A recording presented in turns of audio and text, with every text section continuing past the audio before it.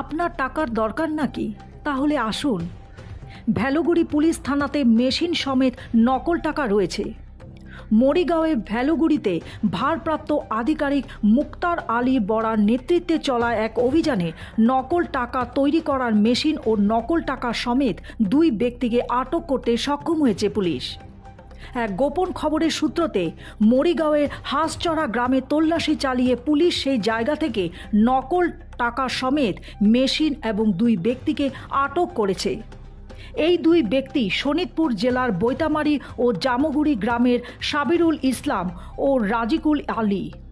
এই দুজন থেকে পুলিশ একটি নকল টাকার মেশিন ও নকল টাকার 2টি মোবাইল ফোন ও কিছু নথিপত্র বাজেয়াপ্ত করেছে।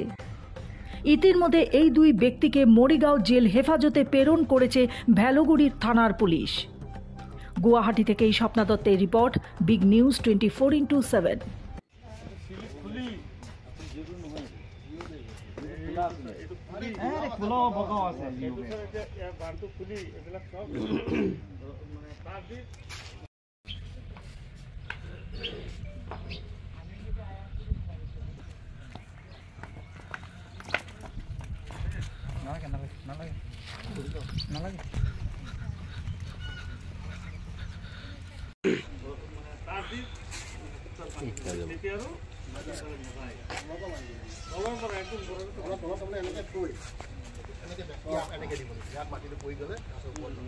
ঠিক আছে, ঘুরাই দিও।